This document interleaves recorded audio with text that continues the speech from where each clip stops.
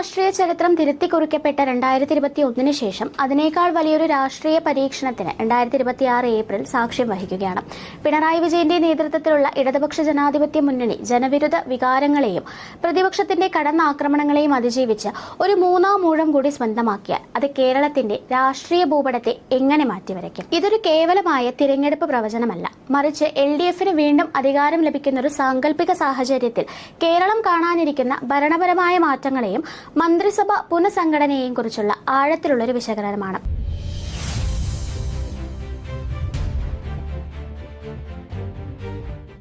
മുഖ്യമന്ത്രി പിണറായി വിജയൻ എന്ന കരുത്തുറ്റ ക്യാപ്റ്റൻ മൂന്നാം തവണയും ധർമ്മടത്ത് നിന്ന് സഭയിലെത്തപ്പോൾ അദ്ദേഹം തന്നെയാകും അമരക്കാരൻ എന്നതിൽ ആർക്കും തർക്കമില്ല. എന്നാൽ അദ്ദേഹം 5 വർഷം പൂർത്തിയാക്കുമോ എന്നതാണ് രാഷ്ട്രീയ വൃത്തങ്ങളിലെ പ്രധാന ചോദ്യം.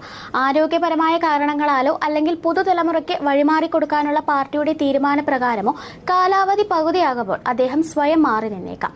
ഒരു ബാറ്റേൺ കൈമാറ്റം പോലെ സുഗമമായ ഒരു അധികാരമാറ്റത്തിന് 2026 LDF വിജയം സാക്ഷ്യം വഹിച്ചേക്കാം. നമുക്കിനി കാസർഗോഡ് നിന്ന് തന്നെ തുടങ്ങാം. ഇത്തവണ തൃക്കരിപ്പൂരിൽ VPP മുസ്തഫ നേരിടുന്നത് കോൺഗ്രസിലെ അപ്രതീക്ഷിതമായി എത്തിയ സന്ദീപ് വാര്യരെയാണ്. സന്ദീപ് വാര്യരുടെ വരവ് UDF ക്യാമ്പിൽ ആവേശമുണ്ടാക്കിയെങ്കിലും മുസ്തഫയുടെ സംഘടനാ കരുത്ത് മറികടക്കുക എളുപ്പമാവില്ല. മുസ്തഫ ജയിച്ചാൽ കാസർഗോഡിന്റെ വികസന നായകനായി അദ്ദേഹം മന്ത്രിസഭയിൽ എത്താൻ സാധ്യത ഏറെയാണ്. കണ്ണൂരിലേക്ക് വരുമ്പോൾ കടന്നപ്പള്ളി രാമചന്ദ്രൻ വീണ്ടും മന്ത്രിസഭയിൽ എത്താൻ സാധ്യത കൂടുതലാണ്. വയനാട് മാനന്തവാടിയിൽ നിന്ന് OR കേളു വീണ്ടും വിജയിച്ചാൽ അദ്ദേഹം മന്ത്രിസ്ഥാനം നിലനിർത്തിയേക്കാം. കോഴിക്കോട് ജില്ലയിൽ ഇത്തവണ ഏറ്റവും ശ്രദ്ധേയമായ പോരാട്ടം നടക്കുന്നത് ബേപ്പൂരിലാണ്. മുഹമ്മദ് റിയാസും PV അൻവറും തമ്മിലുള്ള വാശിയേറിയ പോരാട്ടത്തിൽ റിയാസ് ജയിച്ചാൽ ഇത്തവണ അദ്ദേഹത്തിന് മന്ത്രിസ്ഥാനം ഉറപ്പാണ്. തിരുവമ്പാടിയിൽ നിന്ന് ലിൻഡോ ജോസഫ് ക്രിസ്ത്യൻ കുടിയേറ്റ മേഖലകളുടെ പ്രതിനിധിയായി ക്യാബിനറ്റിലെത്തിയേക്കാം. മലപ്പുറം ജില്ല ഇത്തവണ LDFന് നിർണായകമായൊരു സ്ഥലമാണ്. പൊന്നാനിയിൽ നിന്ന് MK സക്കീറും തവനൂരിൽ നിന്ന് KT ജലീലും ജയിച്ചാൽ അവർ രണ്ടുപേരും മന്ത്രിസഭയിലെത്താൻ സാധ്യതയേറെയാണ്. പ്രത്യേകിച്ച് PSC അധ്യക്ഷൻ എന്ന നിലയിലുള്ള സക്കീറിന്റെ ഭരണപരിചയം പാർട്ടിക്ക് ഏറെ ഗുണകരവുമാണ്. പാലക്കാട് ജില്ലയിൽ തൃത്താലയിൽ VT ബൽറാമും MB രാജേഷും തമ്മിലുള്ള പോരാട്ടം ഫോട്ടോ ഫിനിഷിലേക്കാണ് നീങ്ങുന്നത്. രാജേഷിന് പകരക്കാരനായി ഷൊർണൂരിലെ P മമ്മിക്കുട്ടിയോ പട്ടാമ്പിയിലെ P മുഹസിനോ മന്ത്രിസഭയിലെത്തിയേക്കാം. തൃശൂരിൽ മണലൂരിൽ നിന്ന് പ്രൊഫസർ C രവീന്ദ്രനാഥ് തിരിച്ചെത്തിയ വിദ്യാഭ്യാസ വകുപ്പിന്റെ അമരത്ത് അദ്ദേഹത്തെ തന്നെ കണ്ടേക്കാം. വടക്കാഞ്ചേരിയിൽ നിന്ന് സേവ്യർ ചിറ്റിലപ്പള്ളിയും ഗുരുവായൂരിൽ നിന്ന് അക്ബറും മന്ത്രിസ്ഥാനത്തേക്ക് പരിഗണിക്കപ്പെടാവുന്നവരാണ്. എറണാകുളത്ത് പറവൂരിൽ VD സതീശനെതിരെ ടൈസൺ മാഷ് വലിയൊരു അട്ടിമറി വിജയം നടത്തിയാൽ അത് കേരള രാഷ്ട്രീയത്തിലെ തന്നെ ഏറ്റവും വലിയൊരു വാർത്തയാകും. കൊച്ചിയിൽ KJ മാക്സി തന്റെ 3ാം വിജയം സ്വന്തമാക്കിയാൽ അദ്ദേഹം തീരദേശ മന്ത്രിയായി തന്നെ മാറും. ഇടുക്കിയിലും കോട്ടയത്തും കേരള കോൺഗ്രസ് M ഫാക്ടറാണ് പ്രധാനം. പാലായിൽ ജോസ് കെ മാണി വിജയിച്ചാൽ അദ്ദേഹം മന്ത്രിയാകുമെന്ന കാര്യത്തിൽ ഉറപ്പാണ്. കടുത്തുരുത്തിയിൽ അഡ്വക്കേറ്റ് മോൻസ് ജോസഫ് തന്റെ വികസന പ്രവർത്തനങ്ങൾ മുൻനിർത്തി പോരാടുമ്പോൾ അവിടെ LDFന് ജയിക്കാനായാൽ അത് UDFന് വലിയൊരു തിരിച്ചടിയാകും. ഇടുക്കിയിൽ MM മണി മാറി നിൽക്കുന്ന സാഹചര്യത്തിൽ ഉടുമ്പൻചോലയിൽ നിന്ന് VV ജയേന്ദ്രൻ മന്ത്രിസഭയിലെത്താൻ സാധ്യത കൂടുതലാണ്.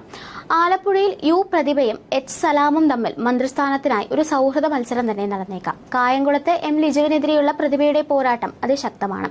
കൊല്ലത്ത് ഇരവിപുരത്ത് നിന്ന് M നൌഷാദ് വിജയിച്ചാൽ മുസ്ലിം പ്രതിനിധിയായി അദ്ദേഹം മന്ത്രിസഭയിലെത്തും.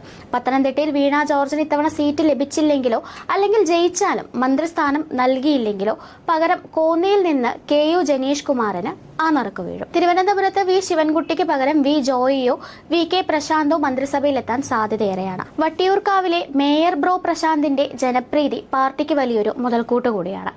ഈ 3ാം ഊഴം LDFനെ സംബന്ധിച്ച് കേവലം ഭരണം നിലനിർത്തലല്ല, മറിച്ച് പാർട്ടിയെ പുതിയൊരു രൂപത്തിലേക്ക് മാറ്റിയെടുക്കലാണ്.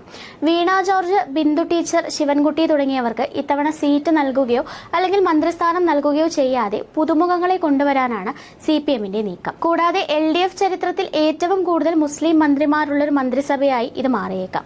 KT ജലീൽ, H സലാം എന്നിവരിലൂടെ ഒരു പുതിയ സാമുദായിക സമവാക്യം രൂപപ്പെടുത്താൻ ഇടതുപക്ഷം ശ്രമിക്കുന്നുണ്ട്. ഇതെല്ലാം ഒരു ഭരണ തുടർച്ച ലഭിക്കുന്ന സാഹചര്യത്തിലുള്ള മുൻകൂർ വിശകലനങ്ങൾ മാത്രമാണ്. ജനവിധി എന്താകുമെന്നത് മെയ് 4-ന് വോട്ടെണ്ണൽ ഫലം വരുന്നതുവരെ നമുക്ക് കാത്തിരിക്കാം. കേരളം ആരെ തുണയ്ക്കും? പാരമ്പര്യം തുടരുമോ അതോ ചരിത്രം വഴിമാറുമോ? വരും ദിവസങ്ങളിൽ നമുക്കറിയാം. News desk India mirror.